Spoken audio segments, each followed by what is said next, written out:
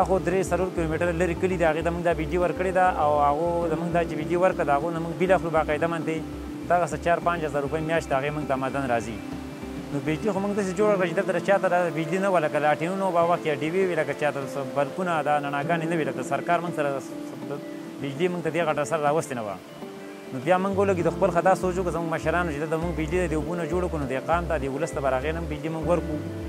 دا خو حکومت زموږ دا اپیل دی که حکومت پکې زموږ سره تاوان وکړه دا چړه او د غټ کړه دا مشینري د غټه کړه اوس په هر حال موږ وینو چې زیاتېږي مو حکومت ته پکار دی چې زموږ سره تاوان وکړي نو دلته 13 مضافات یا کلي دی هغې دا بجلي پکار ده خو زموږ بېوسي ده لکه زموږ په سمې نه راځي.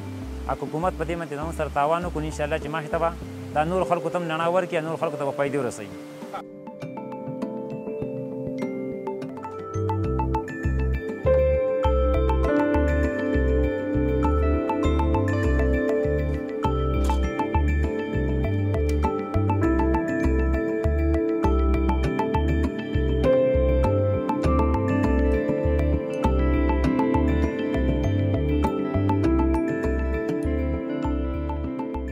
यहाँ पर सब बहुत सी सहूलियात की फुकदान है, लेकिन जब हम बिजली को देखते हैं, उसको रेट को देखते हैं, मुल्क के हालात को देखते हैं, जितनी एनर्जी क्राइसिस है तो फिर हम अपने आप को बहुत खुशकिस्मत भी समझते हैं कि हम एक खुशकिस्मत कौम है। तब अब बिजली तो अवेलेबल है।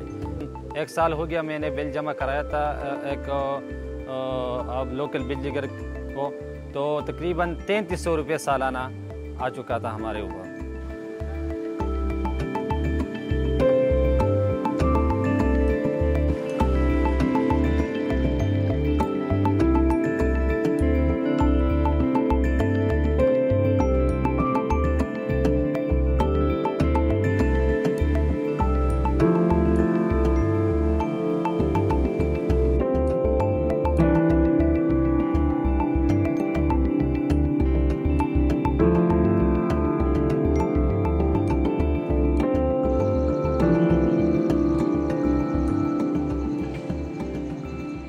तो बिजली भी नहीं है, रोड भी नहीं है, सारी तकलीफ है हमें यहाँ पे, लेकिन बिजली का तकलीफ हमें सबसे बहुत ज़्यादा है।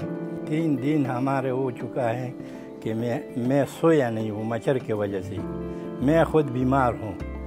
घर में जो है ना बीमारी अगर बीमार हो जाते तो उसके लिए पंखे की भी ज़रूरत है, घर में बिजली की ज़रूरत है। तो यहाँ पानी है, बहुत जगह में पानी है, लेकिन उसमें मेहनत चाहिए। इतना हमारे पास पैसा कहाँ से आता है?